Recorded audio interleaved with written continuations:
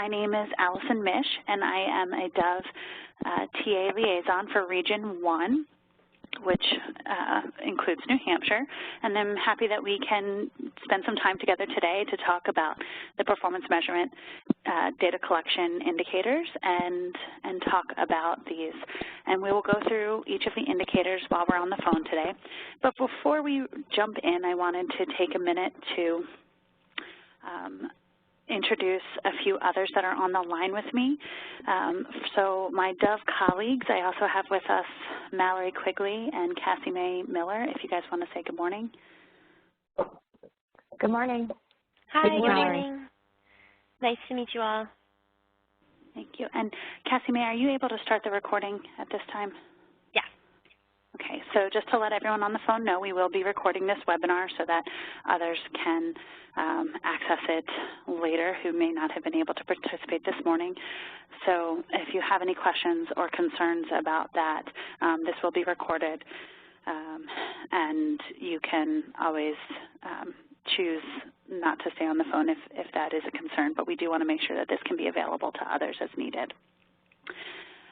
So thank you, the rest of my DOHVE team, and I believe Nicole joined us. So our HRSA project officer for Region 1, Nicole, you want to say good morning? Yes, good morning, everyone. Thank you. Thank you, Allison, for organizing this for New Hampshire. Sure, great. I don't believe we have anybody from OPRE on the line, but just in case, is there anyone of our other federal partners?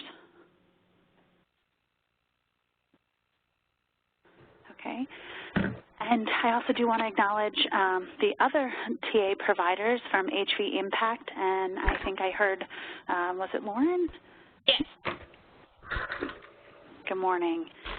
Good morning. So I'm happy to have sort of all of the team here to be able to share this information with you. And then, of course, the New Hampshire team. So Heidi, you want to say good morning and introduce anybody else who you want to introduce from the team? Sure. Hi, everyone. This is Heidi Petzold, the Home Visiting Program Coordinator. Thanks for joining us to all our federal partners and all of our local implementing agencies for logging on the call today. I do want to start off by saying that we're so happy to have this webinar from HRSA and our federal TA. We will also in New Hampshire have a full day training on November 17th with our data system contract to walk through how we're actually collecting and where we're collecting this information. So this TA is really about the measures. So please feel free to ask those questions. Allison, at the end, will there be questions or during each slide? I think for time perspective, it will be better to hold questions to the end, but maybe we can check in sort of halfway through to see if there's some time there. But I think if we tried to do it after each measure, we might run a little long. So perfect. So also on the call from New Hampshire is Erica Proto, our evaluation coordinator, and we do have Katie Robert, who is our training coordinator from the Community Health Institute. Great. Well, good morning and welcome everybody. And just as a quick reminder for folks, so as we just mentioned, we'll try and hold questions to the end just to make sure that we have time for everything. But please feel free to write them down so that you don't forget. If you haven't already, please take a moment to mute your own line, which you can do that if you have that function on your phone, or as Katie pointed out for us, there should be a little microphone next to your name that you can click on when it's red. It would mean you're muted. So thank you in advance for that. But that way, if you do have a question or something that you'd like to say, you can unmute yourself and ask whatever question or comment that you have. All right, so let's get started. Quick disclaimer, so I am a member of the DOHVE team, and our contract is designed to provide research and evaluation support and technical assistance, and we're funded through ACF as well as in a collaboration with HRSA. We developed these materials. HRSA and ACF did have a chance to review the materials, but These contents are the sole responsibility of ourselves, of the DOHVE team, and do not necessarily represent, the official views of HHS, HRSA, or ACF. I do also want to take a minute to share sort of the overarching goal, and Heidi, thank you so much for mentioning your additional training coming up.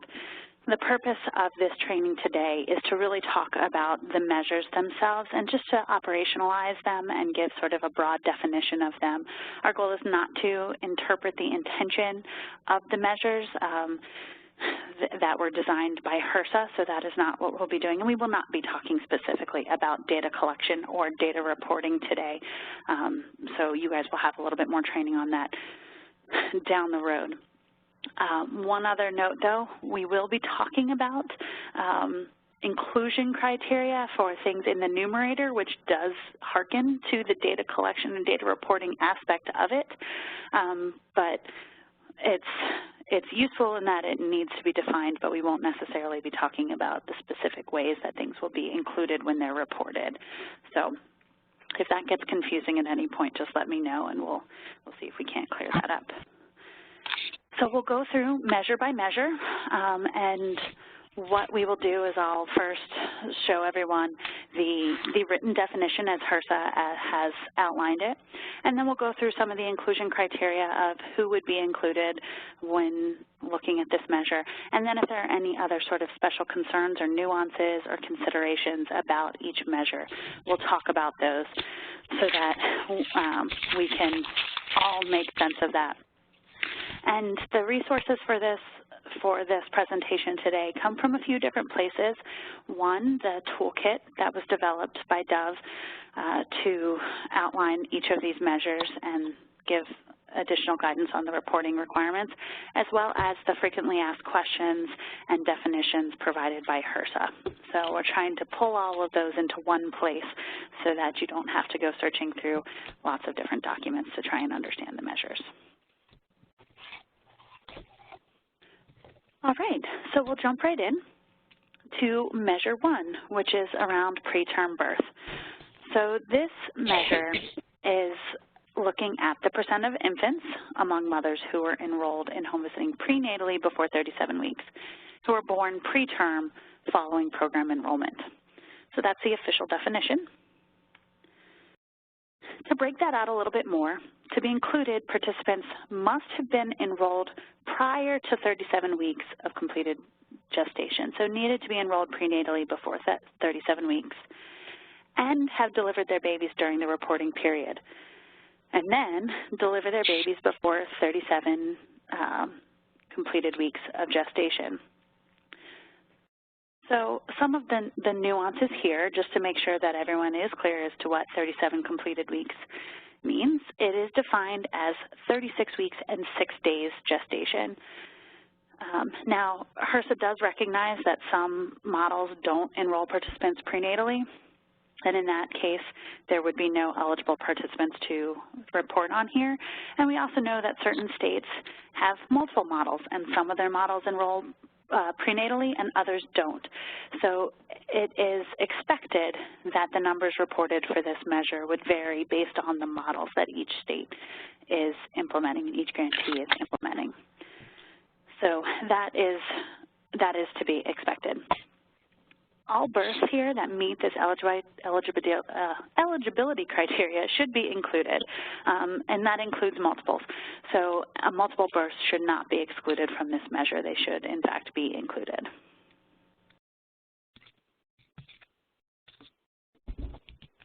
Okay, a little bit about breastfeeding, which is measure 2. So it's defined as the percent of infants among mothers enrolled in home visiting prenatally who were breastfed at any amount at 6 months of age. So the inclusion here are that participants have been enrolled in home visiting prenatally and have been enrolled for at least 6 months, and that they have an infant between 6 and 12 months of age during the reporting period, and that they breastfed their child any amount at 6 months of age. So a few key considerations here for this measure. So it's really looking at if a child was fed breast milk at any amount at 6 months of age, not if the child was exclusively breastfed. And breast milk can be in various forms. So it can be fed directly. It can also be fed through a bottle with expressed breast milk or from donor breast milk. So it does not necessarily have to be a child nursing directly from the mother, but expressed breast milk would also count here. And as I said before, it's not about exclusively breastfeeding, just that they were breastfed at any amount, or fed breast milk at any amount at 6 months. Now, if a child was breastfed prior to this, but not at 6 months, then they would not be included. Really, the indicator is looking at that 6-month mark, has the child been fed breast milk at that point in time. However, HRSA does recognize that there are some mothers who are recommended to not breastfeed due to certain medical conditions that should be excluded here. And they follow the CDC contraindications here. So just want to briefly pull this up, that there are certain conditions where it would not be recommended for a mother to breastfeed. So for example, here we have if a mother has HIV, or if she is using or dependent on an illicit drug. Right? So these are some of the indicators here as to what would not be included in breastfeeding here, that they would not, that they could be excluded from the measure.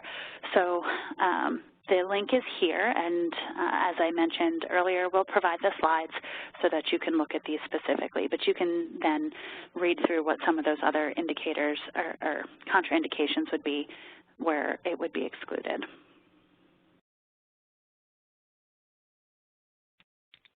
All right, so measure 3 is around depression screening.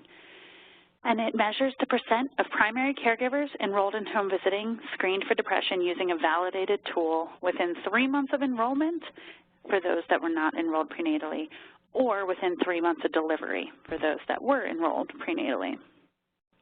So there are 2 different time periods here around inclusion, and it all depends on when the caregiver enrolled. So if they did enroll prenatally, then they need to have that depression screening done within 3 months of delivery. So that sort of time window kicks off once the child has been born. If the caregiver was enrolled postnatally, then they must receive that screening within 3 months of enrollment. So important to keep track of when a caregiver enrolled here when it comes to depression screening. A few points of consideration. For caregivers who did enroll prenatally and prior to 3 months before delivery, if there was a screening that occurred with, so if caregivers enrolled prenatally prior to 3 months before delivery and the screening had occurred within 3 months of enrollment, they would not meet the criteria for inclusion. So that prenatal means that they need to have had the screening done within 3 months of delivery. So a screening that occurred before that would not count for reporting in this inclusion criteria here. And this is a little bit of a change from how this measure was reported in previous years. So these benchmarks, I think as folks have discussed before, are new. Some of them are brand new and have not been recorded before, and others are now sort of modifications of previous benchmark reporting. And this is one that has changed slightly from how it's been done in the past. So programs that may have had a more narrow target population, for example, only pregnant or postpartum mothers, will need to expand their data collection to all eligible caregivers. And another note here is that reporting of screenings is only required for one caregiver per family, one primary caregiver per family.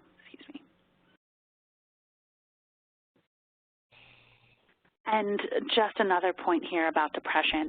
So as we mentioned, this is to be done with a validated screening tool. And New Hampshire is using the Edinburgh Postnatal Depression Screen. So that is the validated tool. So any of these measures where we talk about needing a validated tool, when New Hampshire submitted their benchmark or their performance measurement plan, HRSA and the DOHVE team reviewed it to make sure that those tools met certain criteria and were considered validated tools. So the Edinburgh is one of those tools, and you will use that tool for reporting depression screens. And so depression then is defined as aligning with that tool's definition of depression. So different grantees may be using different tools, but they all have been reviewed as validated measures.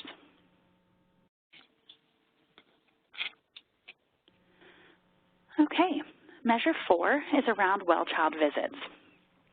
And this measures the % of children enrolled in home visiting who received the last recommended visit based on the American Academy of Pediatrics schedule.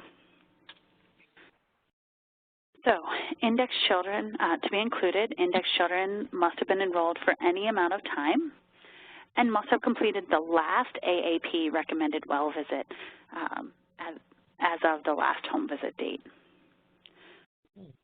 So just a point of clarification around this measure. This does not mean that a child has to be up to date on all of their visits, but just that the last expected well-child visit was completed based on the child's current age.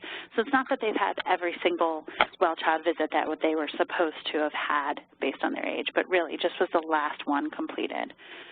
So the AAP periodicity schedule lists out very clearly what are the expected well-child visits. So at birth, 3 to 7 days, 2 to 4 weeks, 2 to 3 months, 4 to 5 months, 6 to 7 months, 9 to 10, 12, 15, 18, 24, and 36. So, and there are those guidelines are provided, and then I'll also have a link to the AAP schedule in the presentation as well, so you can go back and look at it. But for example, if a child is 22 months of age at the last home visit during that reporting period, you would be looking to check to see if the child had received the 18-month well-child visit, because that's the most recent expected well-child visit. So it depends on the child's age as to when the last expected well-child visit completed would be. But you would not be looking to make sure that they'd also had, for example, the 15th month and 12-month visit, just looking at that last expected. And then another note of consideration here is that there are windows available for when those visits can be completed. So, for example, the 9 to 10 month well-child visit can be completed anytime between 9 months and 0 days and 10 months and 30 days. So giving families a chance to get in and get those visits completed, knowing that sometimes it's hard to get doctor's appointments and there are lots of other reasons why the visit may not happen, for example, right on a child's 9-month birthday. So the AAP does have those windows established, but it is important that those windows are looked at to make sure that everyone that can be included is included. And as I mentioned, the AAP has a schedule for well visits that is public. So we've included the link here so that it's easy to click to so that you can see what those expected visits are and any additional information that the AAP provides.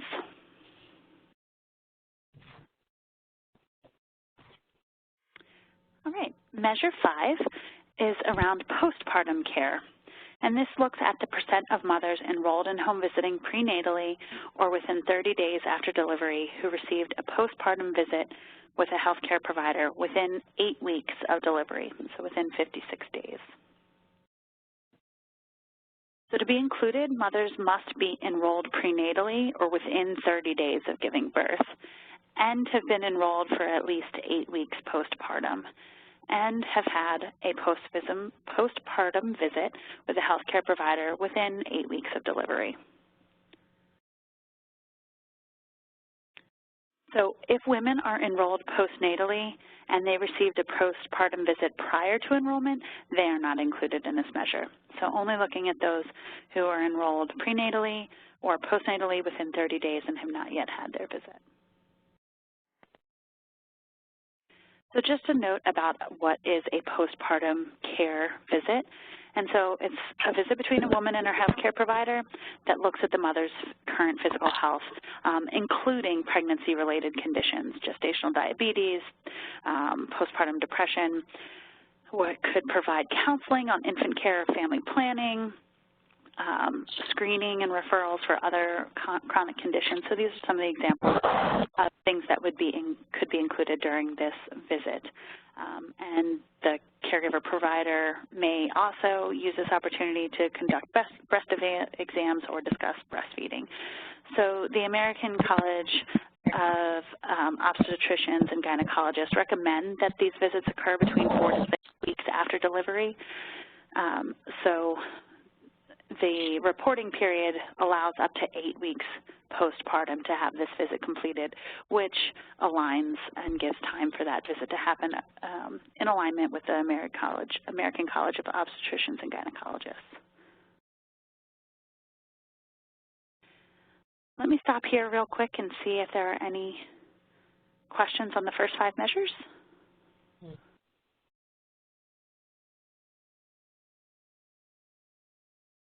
Oh, hi. We have some questions over here at CFS. Great. Good morning. Hi. Good morning. This is Marianne Evers, and I'm sitting here with a bunch of folks who are listening, and we have a couple of questions. Can I just go ahead? Sure. Okay. The first one was, let's see. Oh, with the well child visits. Are these, do we get this information by parental report, or do we have to find out whether people have gone for their immunizations, children have had their shots or whatever, for well child visits? Do we have to confer with the doctor about that?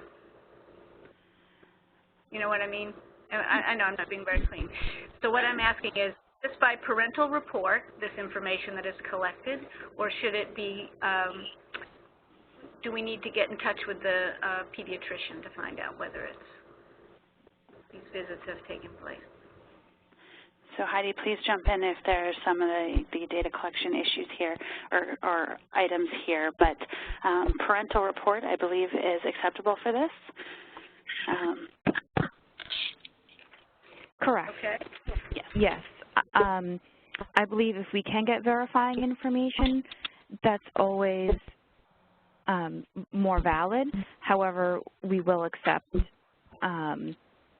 you know, given that rapport with families and sometimes limited use of,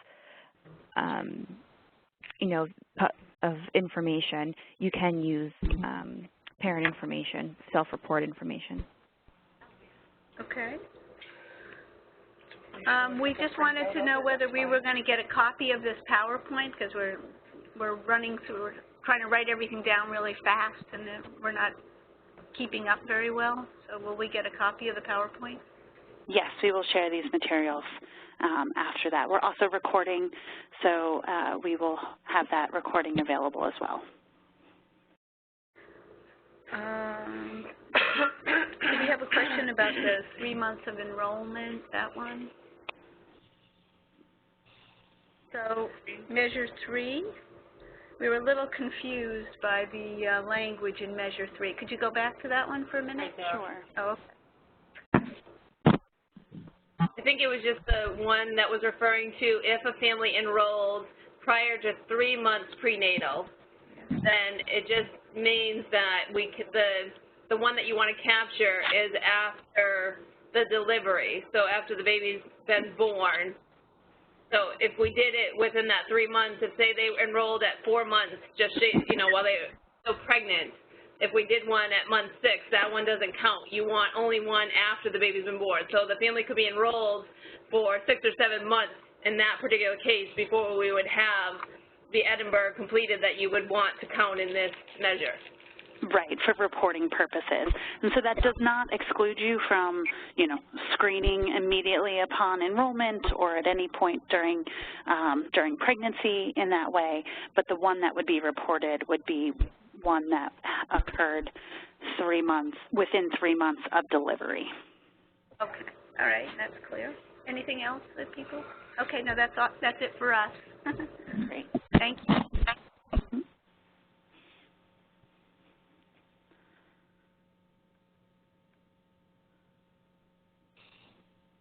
Okay, then let's move on to tobacco cessation referrals.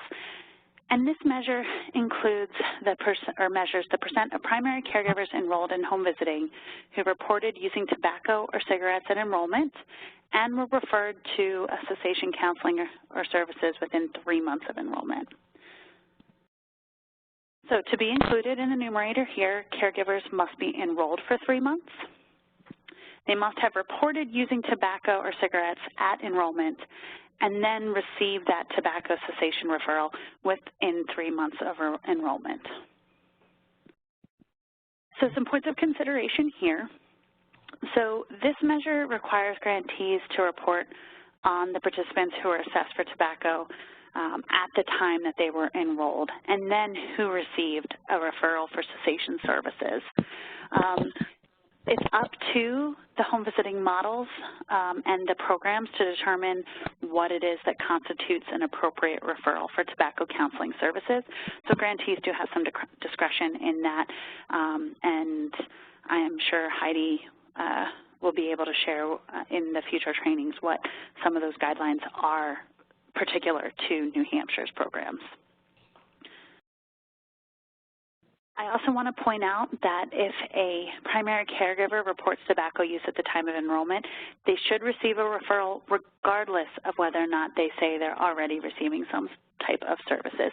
So they still should receive an additional referral from the home visitor. And then finally, defining tobacco use.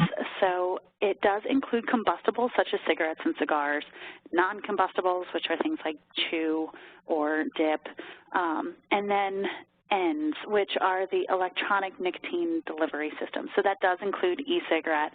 I'm sure you may have noticed over the past couple of years, generally in the population, an increase in the use of those.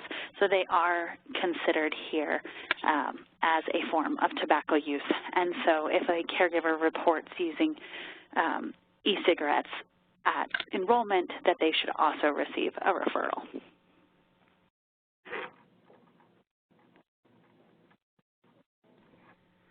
All right, measure 7 is around safe sleep for infants, and it measures the percent of infants that are enrolled in home visiting that are always placed to sleep on their backs without bed sharing or soft bedding. So it includes caregivers of infants who are under 1 year old, and they'll be included in the numerator if they meet 3 conditions, and they have to meet all 3 of these. So they have to always place the index child to sleep on his or her back, always place the child to sleep without bed sharing, and always place the child to sleep without soft bedding. So all 3 of these criteria must be met in order to be included. So an index child sleeping in the same bed as a parent or a sibling is considered bed sharing for the purposes of this measure, and so would not constitute safe sleep practice here. And HRSA recognizes that co-sleeping or bed sharing can be a very sensitive cultural practice. So they recognize that this may be a challenge or a barrier in certain cultures. However, that practice or the practice of bed sharing or co-sleeping at this time does not align with the current American Academy of Pediatrics recommendations, and so for that reason is not considered appropriate for the measure of this reporting. So we say this to mention that HRSA is aware of this and knows that it might be a challenge, but it does not currently align, so is not considered as a safe sleep practice here. And as I mentioned before, a caregiver must respond yes to all 3 of these requirements in order to be considered having safe sleep habits. So this is all 3 of them need to be included, not a or situation. So all 3 must be met in order to have safe sleep habits.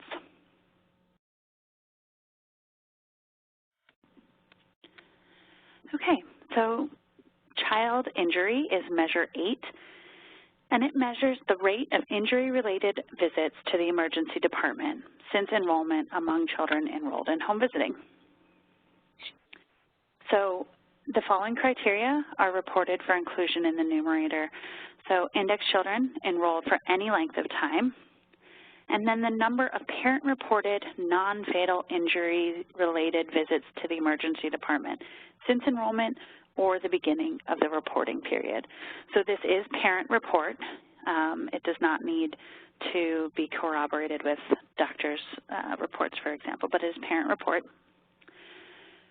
And HRSA does recognize that rates of child injury will vary due to a number of factors. For example, child age. A more mobile child may be more likely to have a fall or an accident than a non-mobile child. However, despite that things may vary based on a number of factors, reporting requirements do specify that all non-fatal injury-related visits should be reported. So regardless of child age or any other factors that might be considered, all of them do need to be reported here. Urgent care visits, though, are not included in this measure. So by definition, only looking at injury-related emergency department visits reported. And urgent care is defined, HRSA has defined that as a term that describes the provision of immediate medical services in an outpatient setting for acute or chronic illness and does not necessarily describe a particular setting of care. So that is the HRSA definition of urgent care, and so therefore urgent care visits are not included in this measure as it's only focused on emergency department visits. The second nuance to this measure is the term injury-related. So injuries refer to the following causes here. So motor vehicle, suffocation, drowning, poisoning, fires or burns, falls, sports and recreation, and intentional injuries such as child maltreatment. And that's to distinguish from potentially non-injury related trips to the emergency department. For example, a high fever that was not related to an injury would not be considered here an injury related. Really just looking at this definition as what is considered an injury related emergency department visit. We have a question. Can we ask it now? Sure. It's just about the keeping track of emergency room visits. Will this measure have any bearing on the other measure that we collect that has to do with emergency room visits for things other than injury? So this is what is reported for this benchmark measure. And Mallory or Cassie May, are there any other emergency department visits? I think this is the only one that's captured for this reporting purposes, for the HRSA reporting purposes. Heidi, also feel free to jump in if there's a different indicator that you capture. Nope, we're talking about the previous benchmark plan. So those benchmark measures are going away, and we're adopting these new measures. Okay, thank you. Yep. That's clear. Thank you. Thank you, Heidi. All right. Okay, so measure 9 is around child maltreatment and is defined as the % of children enrolled in home visiting with at least one investigated case of maltreatment following enrollment within the reporting period. And to be included in the numerator, the index child must be enrolled for any length of time, and it includes the number of administratively reported investigated cases of maltreatment during the reporting period. It captures index children with at least one investigated case of maltreatment during the reporting period, regardless of the disposition or outcome of that investigation. So it does not necessarily have to be a substantiated case of child maltreatment, just that it was investigated. Now, this is the only measure of these new benchmark performance measures that is required to be collected using administrative data. So this uses administrative data, not not caregiver report. So it really is looking at the administrative data here. And HRSA requires that this is reported from participants voluntarily enrolled in home visiting and have provided informed consent, no matter the source of the data. So it will be collected through administrative data, and retrospective data collection and matching is acceptable here. Allison, this is Heidi. Can I just jump in for 1 second? Please do. There will be an option for self-reported data. However, the state offices will be working with child maltreatment to get actual reported cases, but there will be a self-report area so agencies can run the data that they collect for their own reporting needs. Great. Thank you, Heidi. And I do just want to point out one other piece of information around what it means to be investigated case. So HRSA recognizes that states have different terminology and sort of different processes and nuances regarding child maltreatment data. So investigation and an investigated case means a child with an allegation of maltreatment who was screened in for investigation or assessment and then received an investigation.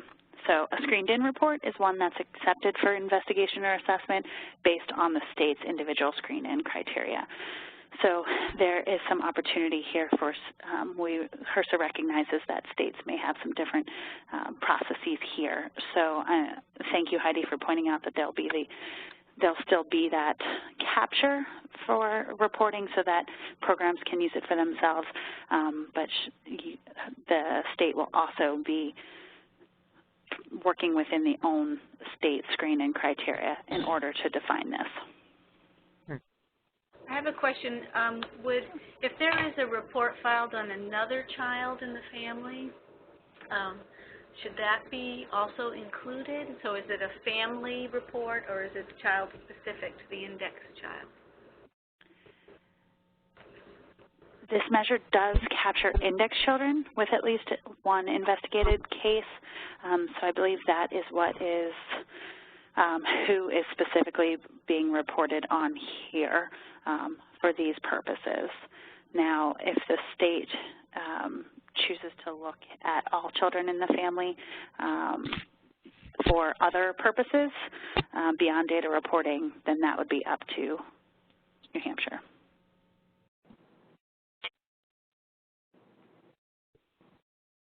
Thank you. Sure. All right. Measure 10 looks at caregiver-child interaction and is a % of primary caregivers enrolled in home visiting who receive an observation of caregiver-child interaction by the home visitor using a validated tool. So to be included in the numerator, caregivers must have an indexed child in the target age range defined by the tool, and the caregivers must be assessed for caregiver-child interactions using that tool during the selected reporting period. So New Hampshire has selected the CHEERS tool, which is recommended by Healthy Families America for observing caregiver-child interaction. Grantees generally are only required to track the most recent observation of caregiver-child interaction based on the schedule selected by the validated tool. So, for example, if a program was targeting 6-month-old children and 20-month-old children, there could potentially be a reporting period with no observation. But Heidi, I believe that CHEERS is collected quite frequently. Is that correct? Yes, at this time it's collected at every home visit. I have spoken with the model developers, and they are looking for the evidence-based CHEERS assessment tool to have more defined time frames, but at this time it's at every home visit. Great. So then what would be reported on here is that most recent observation of the caregiver-child interaction. As Heidi alluded to, they are going through a validation process of the CHEERS at the moment, so if certain things change based on that, then that would be something that New Hampshire would make sure to update and get cleared by HRSA to move forward with that tool. But for the time being, grantees are tracking that most recent observation, so that for the chairs, that would most likely, if you say it's at every home visit, be the most recent home visit.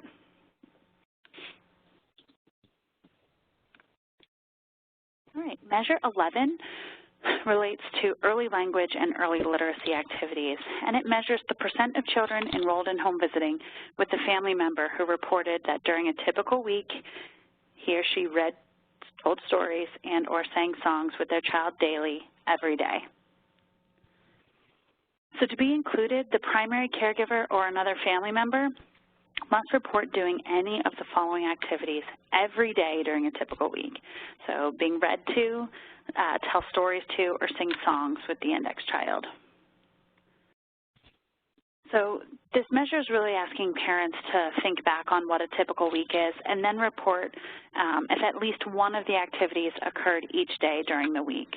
So any combination is fine. So, you know, read to 3 days, sing to 3 days, and tell stories to 1 day. Any combination to get to that every day is what is being reported on here. And that would be a support of early language and literacy activities. And the requirement, though, also includes other family members. So it can be a different family member day to day. So, for example, it does not necessarily have to be the caregiver. It could be a grandparent. It could be an older sibling. As long as it's a family member, then that is included here as meeting this requirement for early language and literacy activities.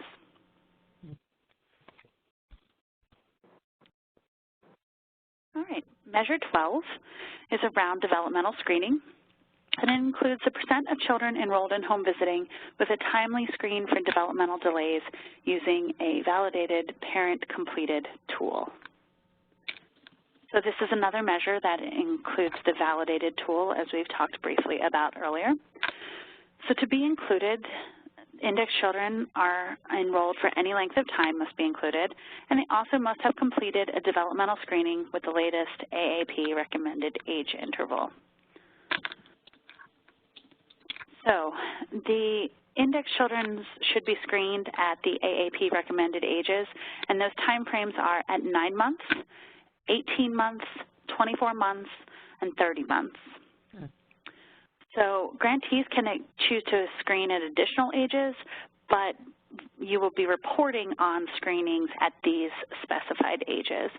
So New Hampshire is using the ASQ, and we'll follow the implementation instructions for the ASQ. So New Hampshire will make sure that index children are screened at those AAP recommended ages within the administration window of the ASQ. So for example, a 9-month screener may be administered between the window of 8 months and 0 days and 9 months and 30 days. And again, that gives a chance for home visits to occur during that time and for the child to be assessed during that time, but also falls within the validated screening points of the selected tool. So the ASQ is a validated tool and has certain measurement requirements in order to be administered as intended. So the tool must be administered within the window that is appropriate for the selected tool. Hi, Allison. This is Heidi once more. Great. If I could come in. Yep, so please do. The evidence-based model did recommend we add a 4-month ASQ to this to meet model recommendations or model requirements. It's a little bit stronger. So we will not be reporting to HRSA on the 4-month ASQ, but we will be completing it for model requirements.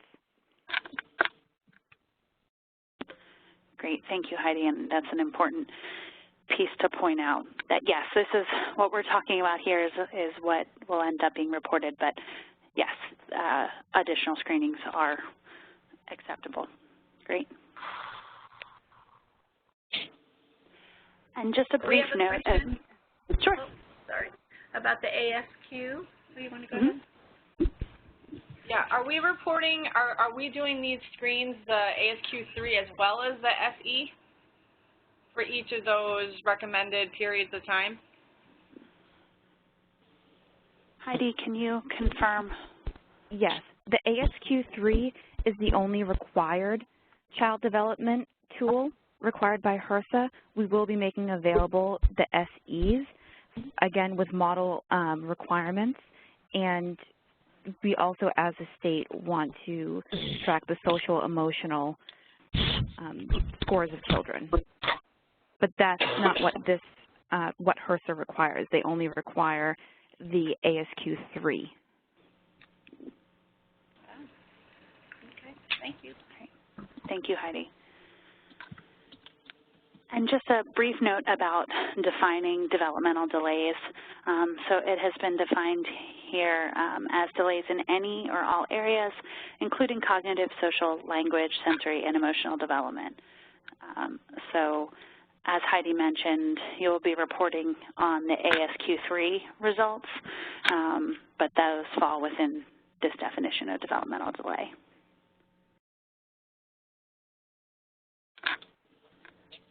All right, so Measure 13 is around behavioral concerns, and it measures the percent of home visits where primary caregivers were asked if they have any concerns regarding their child's development, behavior, or learning. So this indicator measures the number of home visits where caregivers were asked if they had concerns in the following areas. So around their child's development, regarding their child's behavior, or regarding their child's learning. So it is a count of the number of home visits where this is asked, and it requires home visitors to document if they asked about these developmental, behavioral, or learning concerns during each home visit. And so it will capture the proportion of home visits where concerns were discussed. So there are no age restrictions here for collecting data. However, the only exclusion here is that prenatal home visits are excluded. So it is expected then that at every home visit after a child has been born that a home visitor would ask about developmental, behavioral, or learning concerns.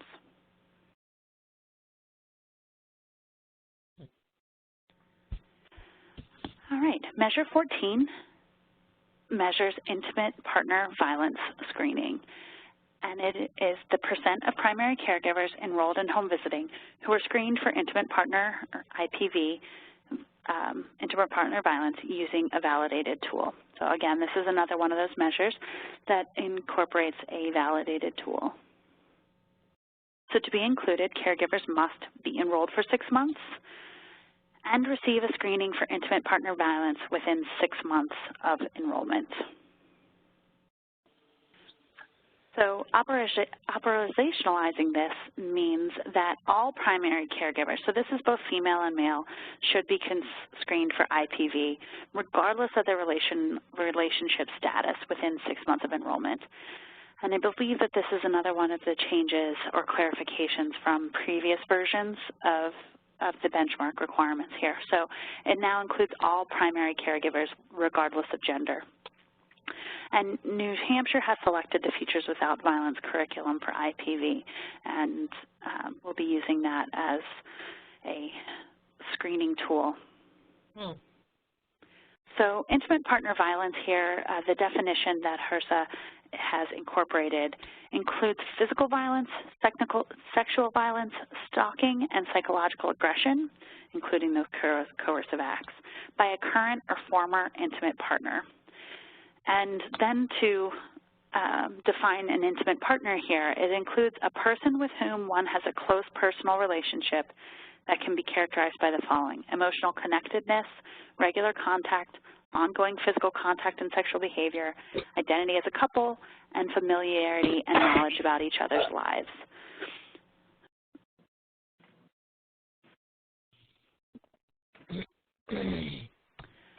Oh my God. All right, so Measure 15 is around primary caregiver education, and this measure includes the percent of primary caregivers enrolled in home visiting without a high school degree or equivalent who subsequently enroll in, maintain continuous enrollment in, or complete high school or equivalent during their participation in home visiting.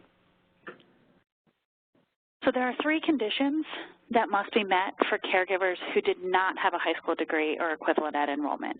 So first off, it's important to make sure that the population we're speaking of here are those who at enrollment had not yet completed high school or an equivalence, a high school equivalent here.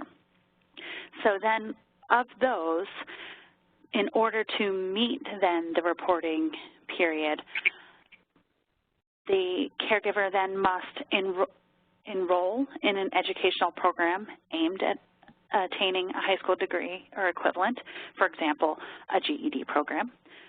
They could also enroll in and maintain enrollment in an educational program, be currently enrolled in, or enrolled and maintain enrollment in an educational program aimed at attaining a high school degree equivalent, or complete an educational program aimed at attaining a high school degree or equivalent here. So primary caregivers who did not have a high school degree or equivalent at enrollment will be assessed for this measure each reporting period for which they're enrolled.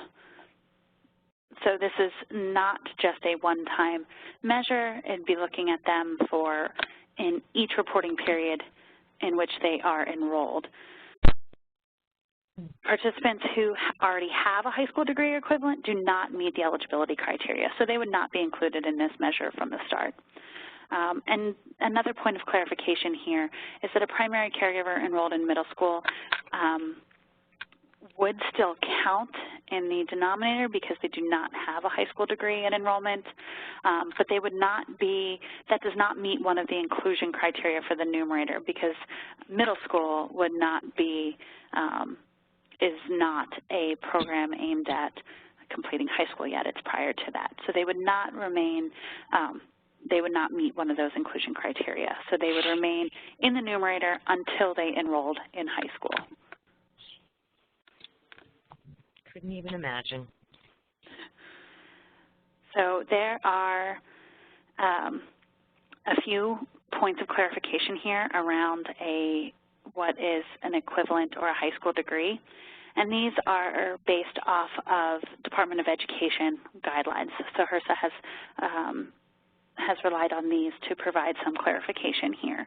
So an academic transcript of a GED certificate, or at least a 2-year program that's acceptable for full credit toward a bachelor's degree, is recognized as an equivalent of a high school degree. Let me stop for a minute and see if there are any questions about the measures that we've just covered so far.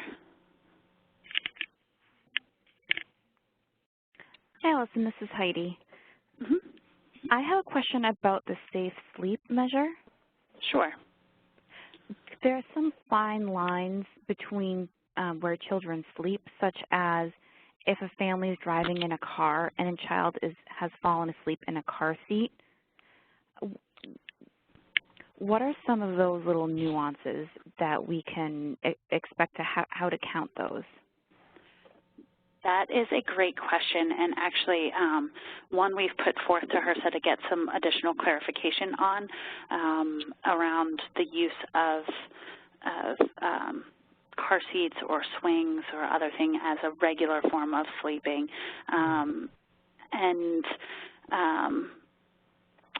Nicole, please feel free to jump in, and I'm trying to remember, Heidi, if we had gotten the official response on that yet, if we've seen it come through or not. Yeah, I don't know that I've seen that. I'm looking. But that is a great question and nuance, and I will make sure to go back and double check. I don't want to say one way or the other right now without having double check that to make sure so that we don't get a recording out there that says something incorrect. So let me go back and check on that. But that's a phenomenal question, and I imagine one that will come up, especially as people begin to roll out with these measures and start to hear the real-world experiences that parents are sharing. Allison, it's Erica. Can I ask a follow-up question? Sure. When does that question get asked during that first 1 year of life? Because I think where babies and how babies sleep is drastically different for a 9-month-old than for a 4-week-old. So I'm wondering if it's asked one time during the reporting period, or? So that is something that grantees had some discretion on. There were some, HRSA did provide some particular guidance to make sure that it would minimize missing data on that, but it would vary by grantee exactly when. And you're right, there are developmental considerations here. You know, a 11-month-old who is standing or even walking might be very hard to put them on their back to sleep compared to a 2-month-old. Well, on the contrary, I was thinking exactly the opposite. You know, like when their sleep patterns start to stretch out a little bit, I think parents might be more likely to answer always to all 3 of those questions, because the babies are sleeping. They're not awake 24/7. They're not feeding every hour and a half to 2 hours, where there, you know, is barely enough time to put them on their back so that they can sleep for 5 minutes and start feeding again. So I think asking a parent of a 4-year-old, I think the answer is going to be no a lot of the time, even if their intentions are to put them on their back. Just that always is not.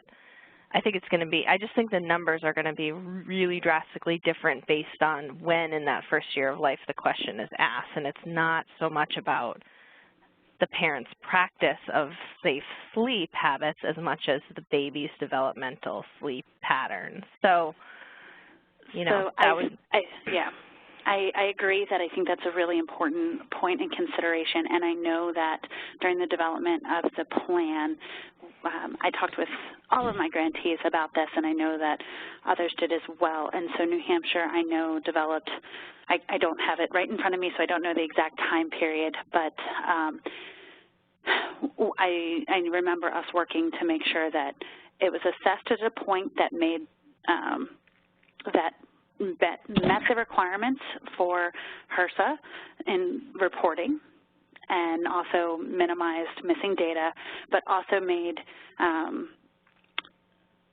practical sense from a reporting standpoint to incorporate some of those developmental situations. And I imagine, Heidi, that's probably going to be covered when you talk about the specific when each of these things are assessed throughout that first year of life.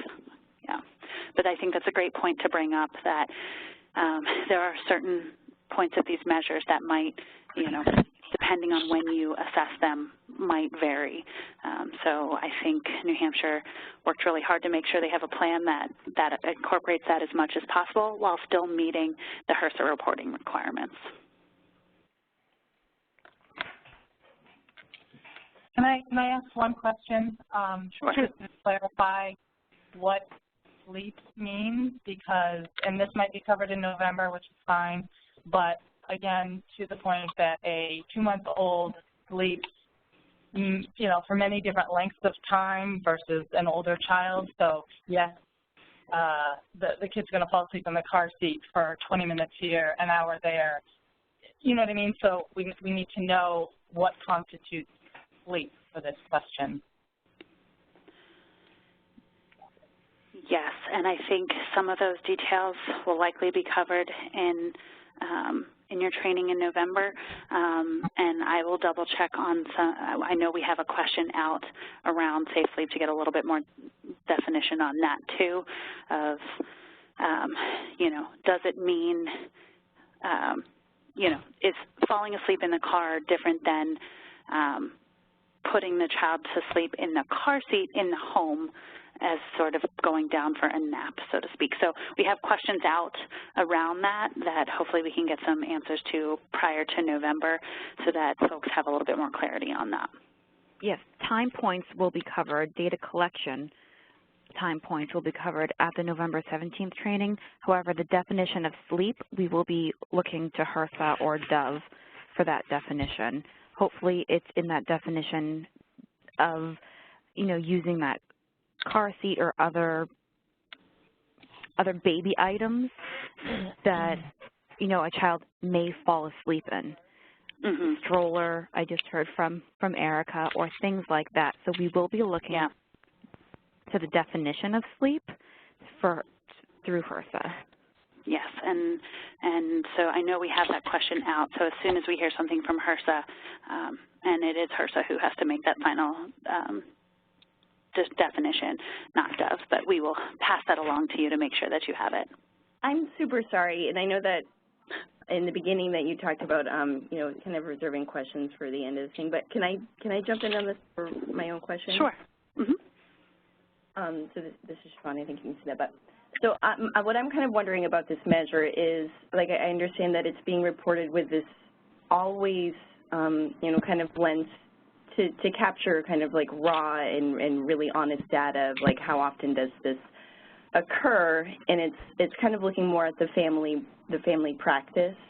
But I wonder if it eventually might be looked at and capturing more similarly to the the smoking cessation question, where it's not only like do the parents smoke, but also was there a referral made? So like in the event that a question of safe sleep, you know, is presented and the parent talks about like, well, my kid fell asleep in the swing, or, you know, so it's like, no, the parent didn't practice safe sleep. However, the home visitor did address it. Do you see what I mean? Like where it's kind of parsing out how the program is actually meeting any of those, you know, kind of realities, because statistically parents don't have one single sleep practice, like what you're talking about with as the child ages and changes, they're going to use many different modes. So like how often do those modes occur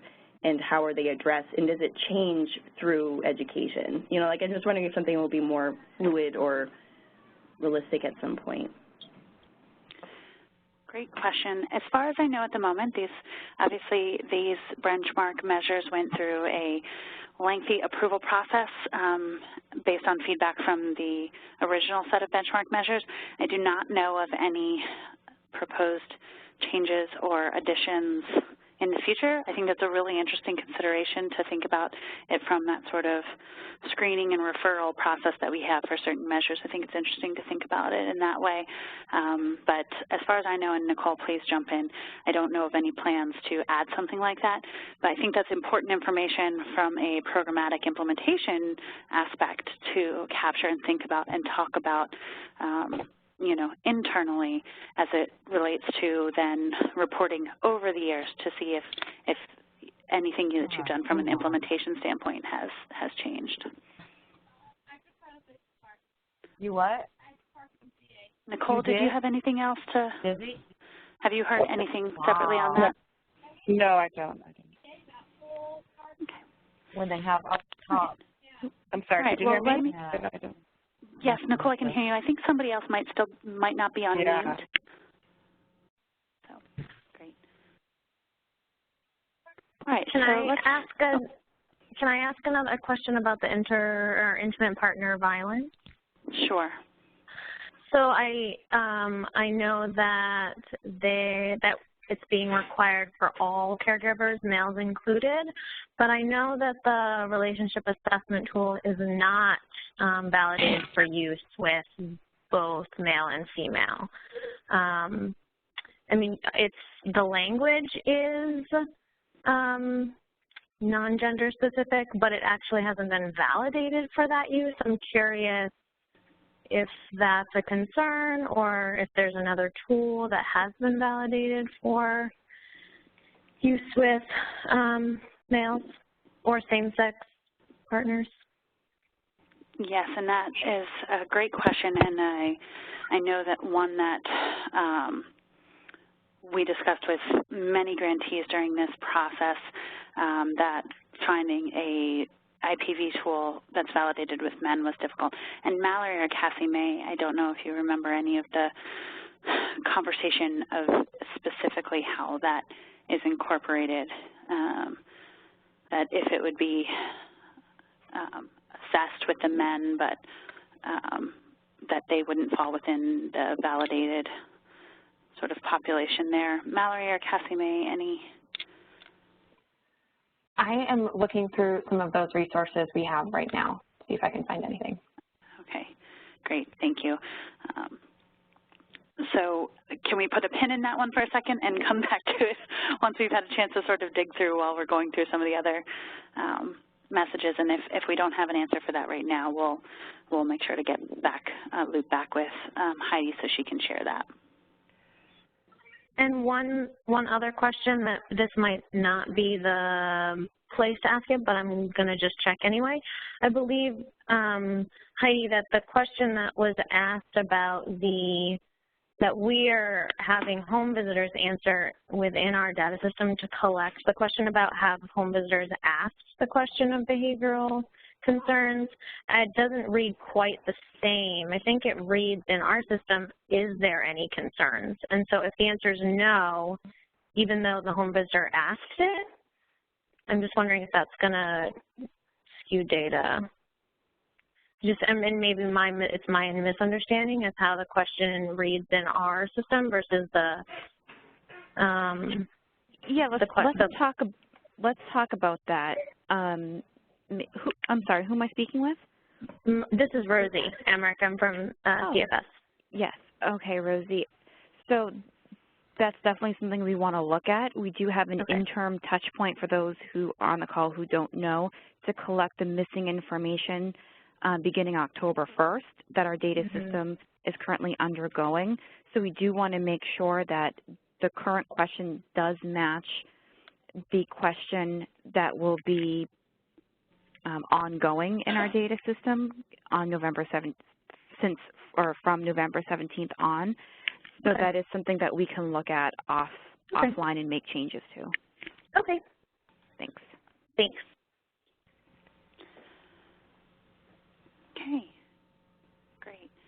Well, let's move to the last few measures, and hopefully we can get through these in time and have a few minutes left over for some additional questions. So Measure 16 is a measure of continuity of insurance coverage, and it measures the % of primary caregivers enrolled in home visiting who have had continuous health insurance coverage for at least 6 consecutive months. So to be included, caregivers must be enrolled for 6 months and report having continuous health insurance coverage for 6 months. So this can be collected in various ways. It can be collected by asking primary caregivers how many months they've had continuous health insurance, or by tracking health insurance status each month in order to make a calculation. So it can be a retrospective ask, or it can be sort of an ongoing. And the 6 consecutive months of health insurance coverage here could overlap reporting periods. So they may overlap reporting periods, and they do not need to occur within the same reporting period. So, for example, if a family becomes eligible, the family doesn't become eligible until the reporting period in which they reach 6 months of enrollment. So if they enrolled towards the end of a previous reporting period but had only been enrolled for 2 months, then they would not be included in that previous year's reporting period. They would only be included once they reached 6 months of enrollment.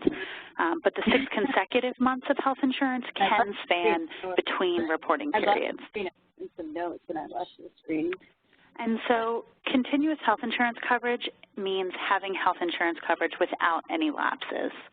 So that's just an important nuance to remember about this definition of health insurance coverage.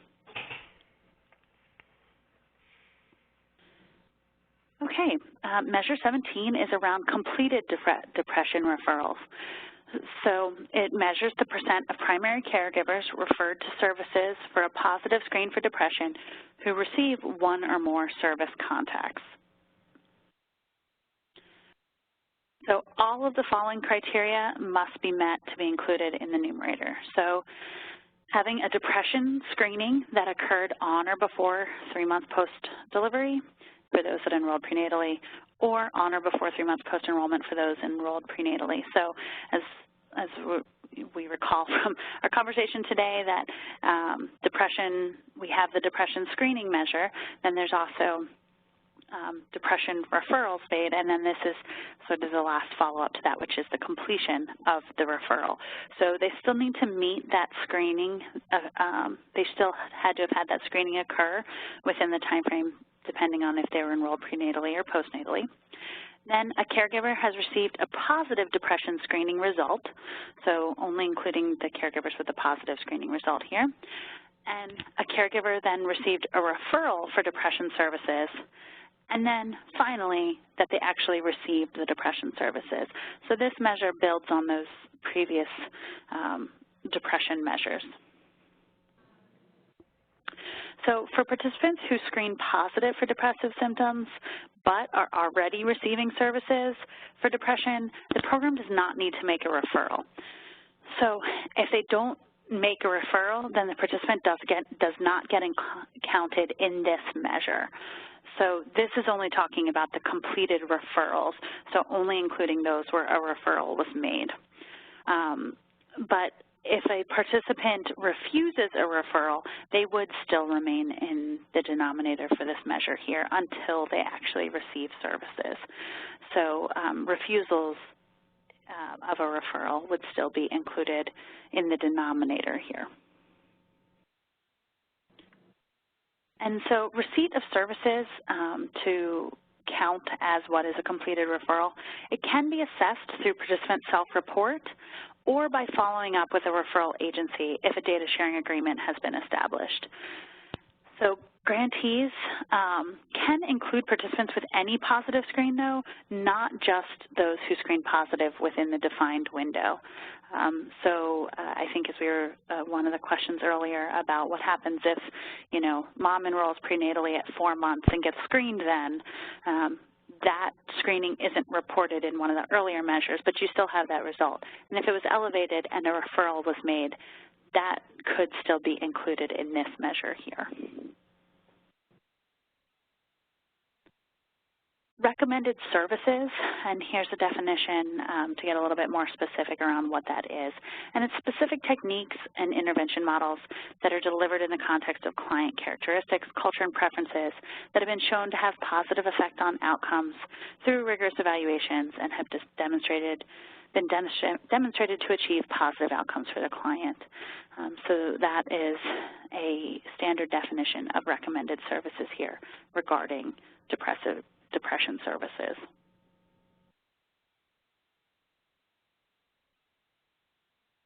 All right, Measure 18 includes completed developmental referrals, and it measures the percent of children enrolled in home visiting with positive screens for developmental delays, as measured by using a validated tool, who receive services in a timely manner. So to be included in the numerator here, a child must have received a positive screening for a developmental delay, and then one of the following supports, either individualized developmental support from a home visitor, a referral to early intervention services and received an evaluation within 45 days, or a referral to other community services and then received services within 30 days. So again, this is a measure that builds upon the screening measures that we talked about previously. So if there was a positive screen, then you'd be looking for one of the following supports to be provided to the child. So it tracks participant receipt of services after that positive developmental screening. And the receipt of services can also be assessed in multiple ways, either through participant self-report or by following up with the referral agency if there's a data sharing agreement between with the referring agency. So the 3 conditions that I mentioned previously can each separately satisfy the requirements for this. So it could require that a home visitor have this developmental screening follow-up processes that involves tracking which services were received and when.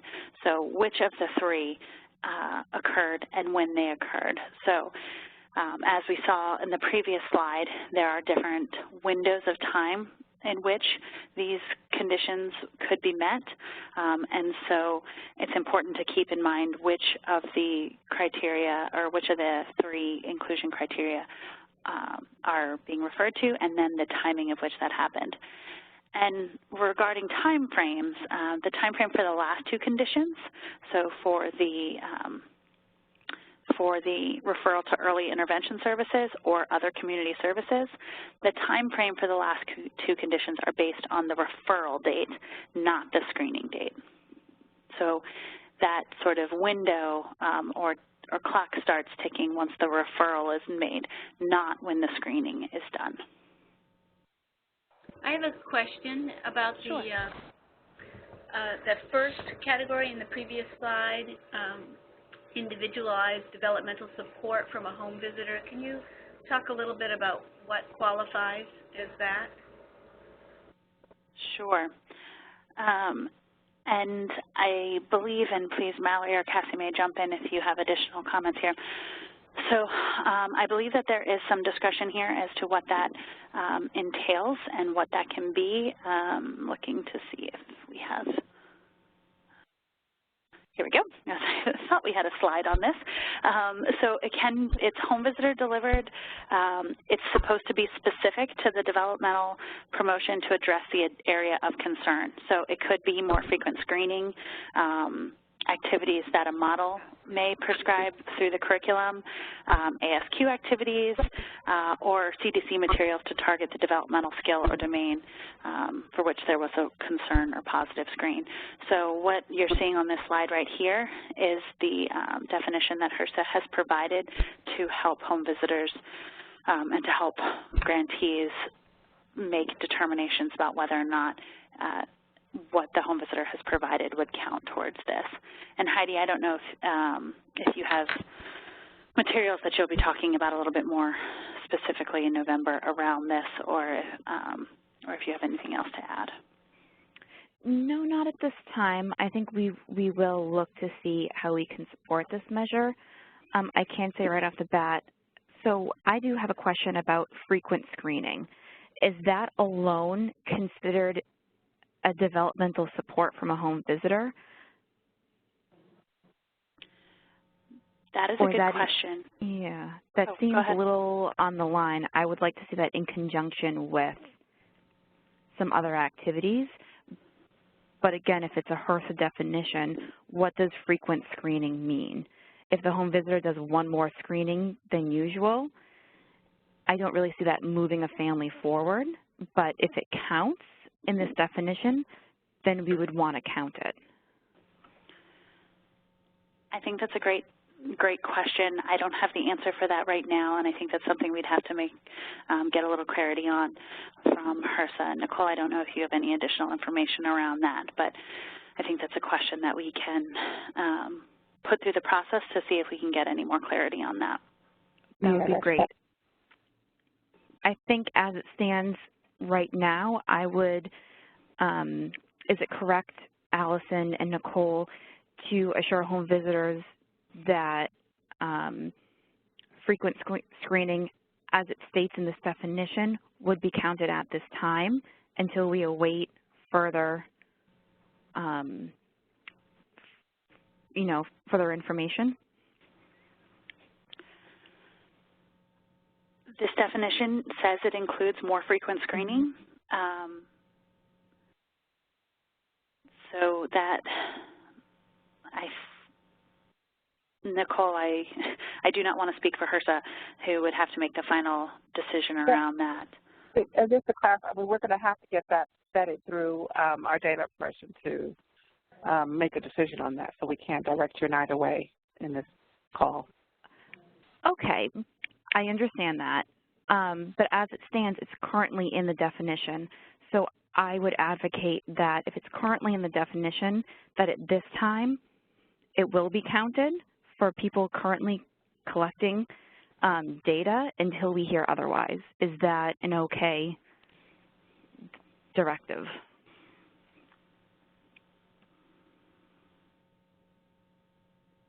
Right. If we receive any guidance to the contrary, then that would be communicated to all grantees. But Great. Thank you. Thank you, Nicole. And I want to make sure we cover this, and we've got one more measure to go. So if an index child screens positive for developmental delays, they must be included in this measure, even if they're already enrolled in services. So one of the three conditions must still be met in order to be counted. So even if a child is already receiving other services, they still need to be included here and get one of the 3 here in order to be included. And again, similarly, all positive screenings can be included even if they were not screened within the AAP recommended intervals as noted in Measure 12. So for example, Heidi mentioned that although not required for a HRSA reporting requirement, you will be doing the 4-month ASQ, so a positive screen there could be included in this measure, even though it's not one of the HRSA reporting requirements or timeframes. And we already discussed what a developmental delay is when we discussed this in Measure 12.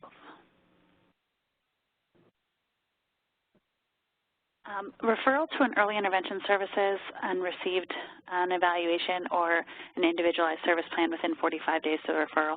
And so this is just a little bit more clarity on what that is. And so this is an index child with developmental and behavioral concerns that meet criteria for referral to Part B or Part C early intervention services. And those criteria for referral vary by state and location.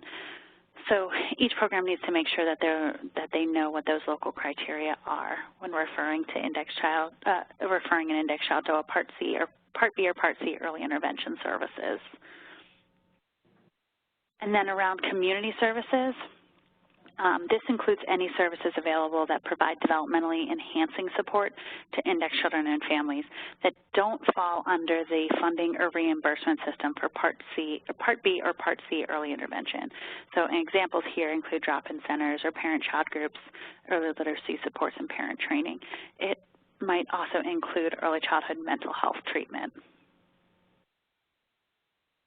Okay, and our last measure here, and we've got 5 minutes, so hopefully we'll get through this and there might be time for 1 or 2 more questions, is around intimate partner violence referrals, and it's the % of primary caregivers enrolled in home visiting with positive screens for IPV measured using that validated tool who receive referral information to IPV resources. So to be included, caregivers must be enrolled for 6 months, receive a positive screening for intimate partner violence, and receive a referral for intimate partner violence services.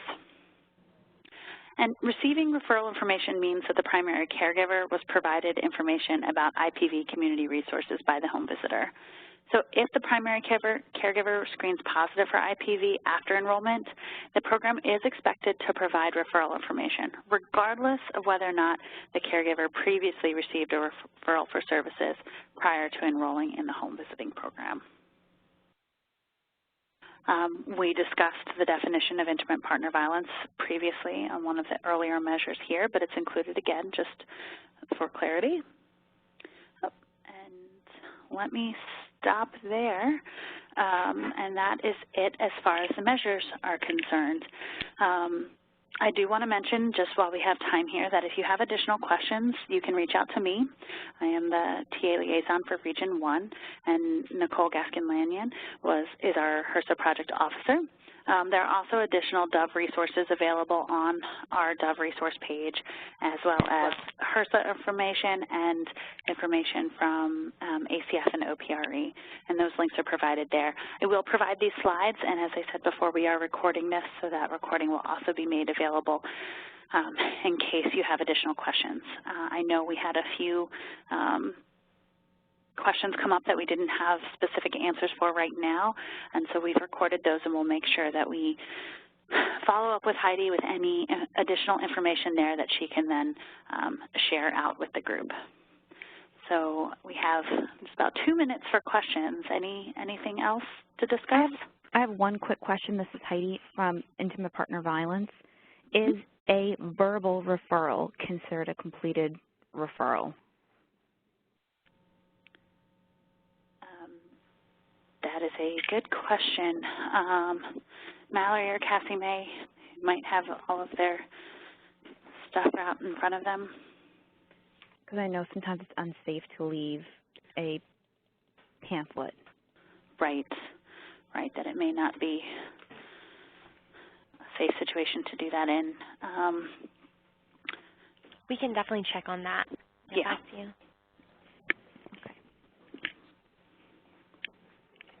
And this is Mallory. I just wanted to add, I didn't find any specific communication about the RAT and whether or not it's validated with men as well as women. So I think that's something else we'll have to follow up on. I know that it's not, at least as of about 6 months ago. Last time I did research on it for our use with MIECHV requirements in New Mexico, and it was not validated, and there was some question as to whether or not we could utilize it. And so because of the changing requirements, I know that it's actually, the research has only been done on women from a certain age range of a certain ethnicity, and I can't remember off the top of my head, but it's pretty specific. I wonder about the EPDS as well, is that validated if we're going to be doing depression screens on other caregivers? I just was wondering about that too, if we're talking about screens. Yes, and what I will do is I will make sure that we go back and get get clarity around using validated tools in a non-validated population and what the guidance is. And I know that there have been conversations around that, but I want to make sure I dig through all of them and get sort of the final information there as to how specifically to report them and collect that information. So we will get back to you on that. I have one. Allison? Oh, sorry. Can I just, sorry, somebody else had a question. I'm sorry. I have one other question about the slide that was for Measure 12 with the ASQs, and I just feel like the schedule. I know that someone asked about the 4 months, but also did you say 9 months was the other time? Because I think we're usually screening at 8 months. So I was wondering if you would mind going back to that slide for Measure 12 if you had a sec. Thank you. Yes, and we do have to jump off here in just a second because I know there's another webinar that's using this line in just a minute. It does say the 9 months, and but remember that the screening window, so for example, the 9-month screener here can be administered between 8 months and 9 months and 30 days. So a screening tool that's administered within that time frame, or that falls, as long as it meets the screening window as defined by the measure and then also overlaps with that reporting period, can be used. But thank you. If there are additional questions or things that pop up, please feel free to send me an email about it or to send it to Heidi, and at the very least make sure to include Heidi on that. We want to make sure that we address questions that folks might have and get the responses back to folks. But thank you all so much for your time and your questions, and we will be providing these materials to you shortly as soon as we can get them sort of cleaned up and the recording ready to go. But you'll have this